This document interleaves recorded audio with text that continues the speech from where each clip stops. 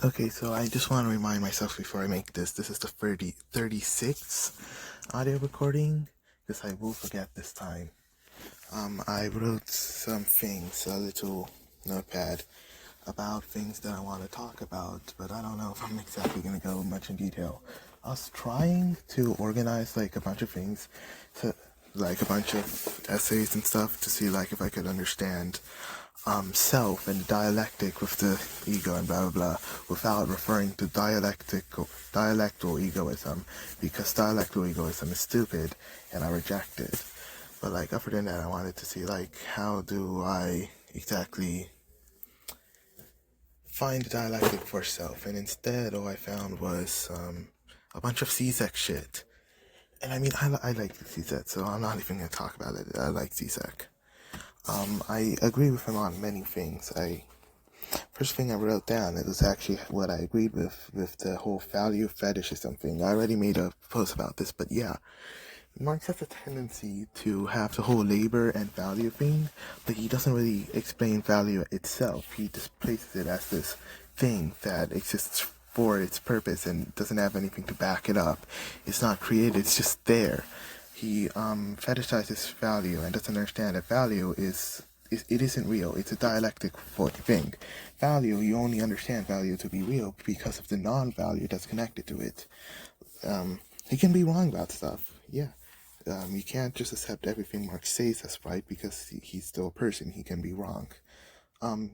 Value is dialectic. You can only understand value, just like any other thing that isn't real, by the fact that there's an opposite to it, a lack of it. Usually I don't like saying like, oh, well, in dialectics you have the thing and the lack of it.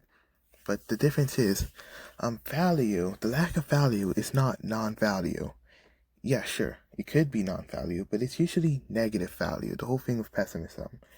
The thing that it's kind of not just useless, but impairing. Anything that's not useful is usually kind of impairing in a way, be it mentally impairing, like it causes confusion on why it's there, and it doesn't do anything to improve it, therefore it doesn't help.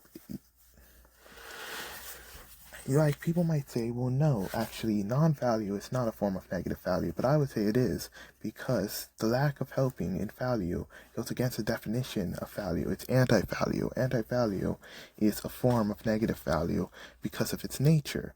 Just because it's useless doesn't mean that it isn't useful in the opposite direction. It's just negative value. Negative value is an umbrella term for a ton of stuff, be it value for something bad, literal negative value, as in value for the ultimate negative pessimistic goal, value in its form of uselessness, anti-value, anything that's just like damaging is negative value.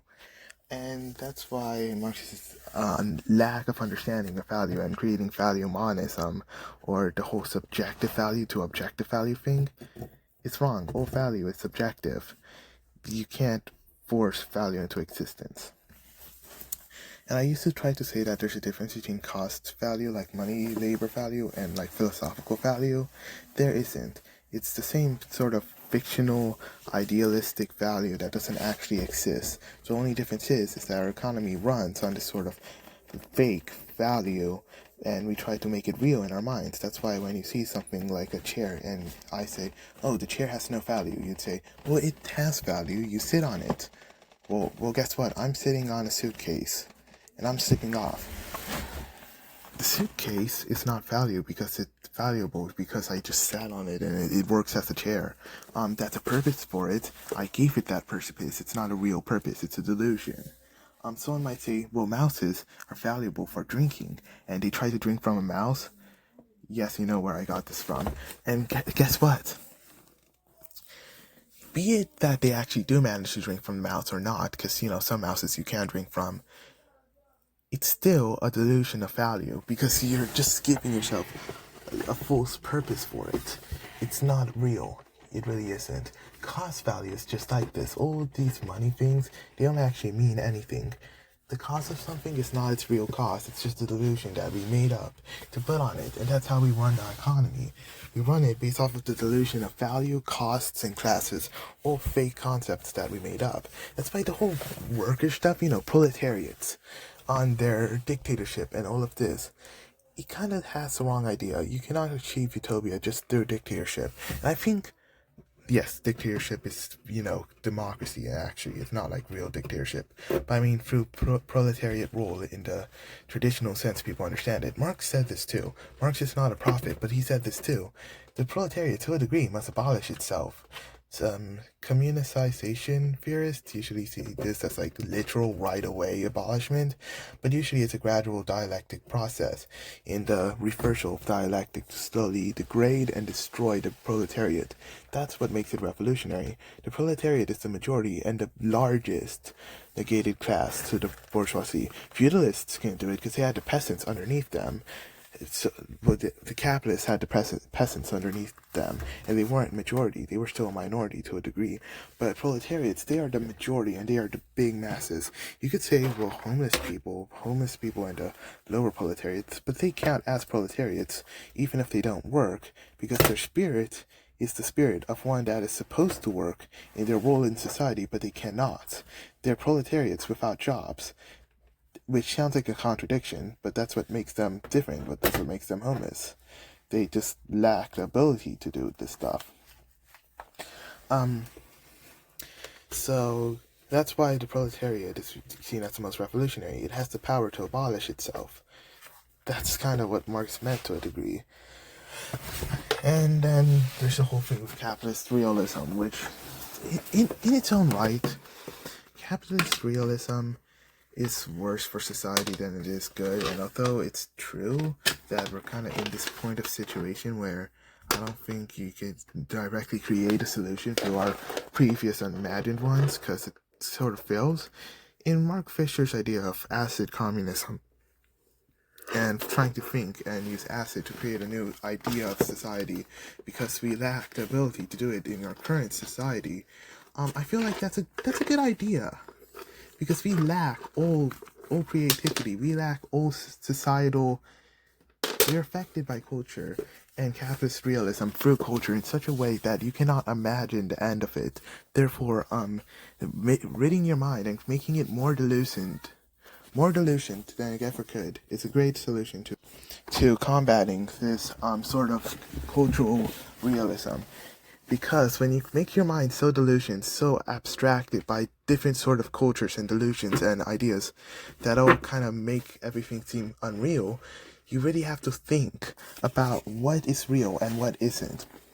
You have to think on what of these are just delusions that you can't push as real things, and what are these are real things. It loosens your sense of reality so much that you physically have to bite tooth to skin or whatever to try to think what can work. And I think that's a good method. Now, yeah, I could probably go into what I was supposed to in this stupid writing sheet about neoliberalism is a new form of capitalism, the dialectal evolving from capitalism in its classical liberal form and its adaptation to its either neoliberal or socially democratic form. While both new forms exploit poorer countries in order to delude the worker in the idea of capitalism not being as bad, not the best system, but not being as bad and the only system you have. The global capitalist order is socially democratic in the way of its exploitation of third world countries in order to delude its citizens, but its nationalistic inner economy tends to always be neoliberal, with exceptions. Blah blah blah blah blah. That's just an expert of what I wrote down. It's stupid, but I think it's more fascinating capitalist realism and a solution to this than more crying over how the global capitalist system.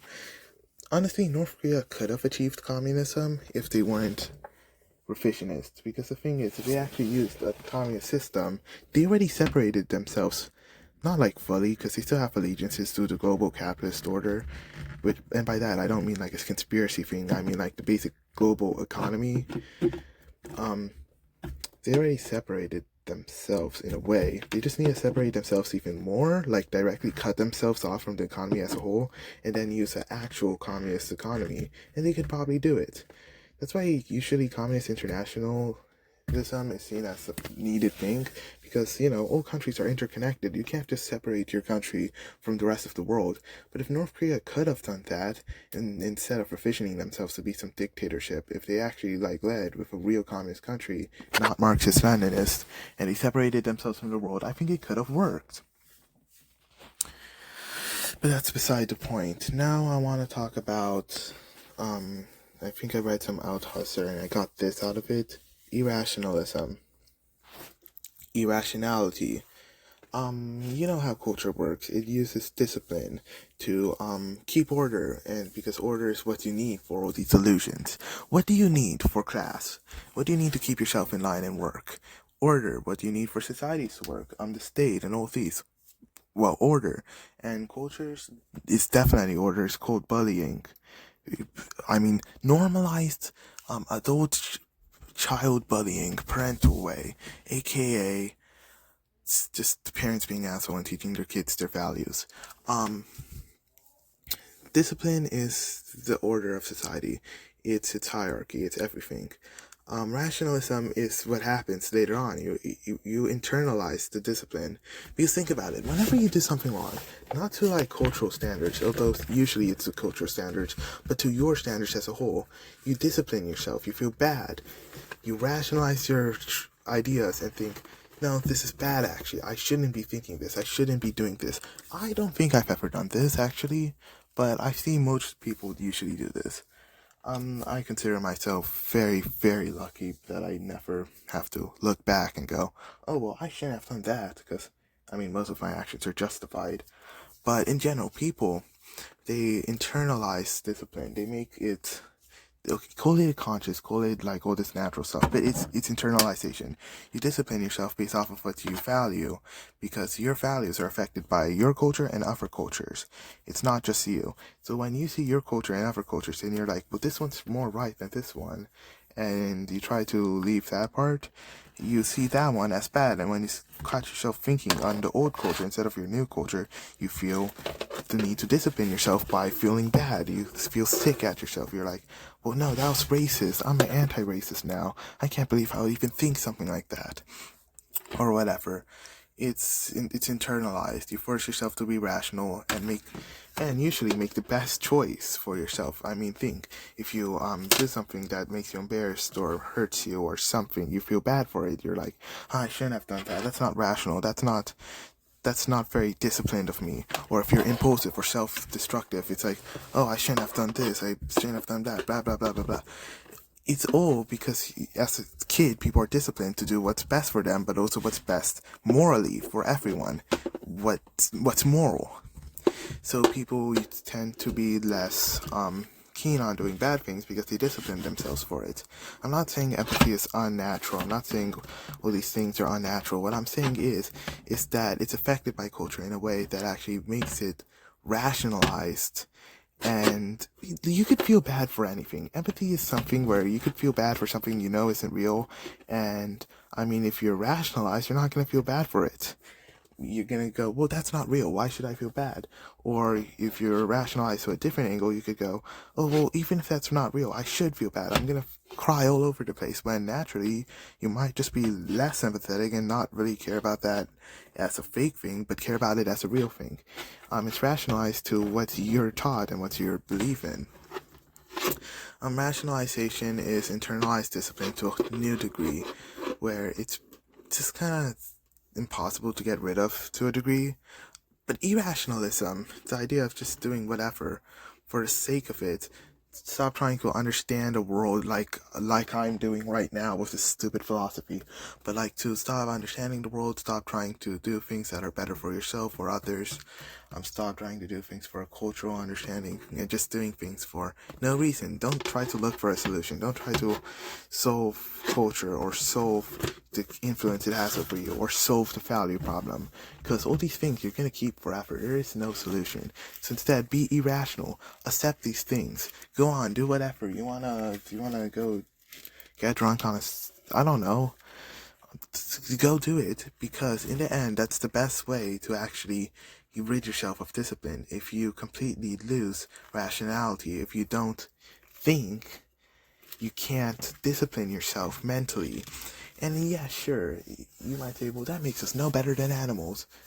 Animals are pretty rationalized, actually. Like, they do what's best for them. We would be worse than animals, and that's a good thing, because that's pretty happy. That's, people might say it's pathetic and depressing, but in reality, it's pretty happy, because you don't have to feel bad for your own sake. For you, be disciplined, be forced into things. Irrationalism is a great solution to the rationalization of your mind and of the world. People rationalize the world, their feelings, and everything about all of these things, and the best thing to do is to not do that. It's really that easy. Some might say it's nihilistic, or like it's bad, or anti-revolutionary or something, and it's like doomer mentality. But doomers are depressive idiots. And also, I don't know, I'm not saying you should just like abandon all forms of anything and try never to change anything in your life. I'm just saying, don't do it for rational reasons. Do it for whatever. Because rationality in the end will only lead to status quo enforcement. That's all. I know I was supposed to make a video on a stupid identity dialect self thing, but I can't yet. I still need to think about that.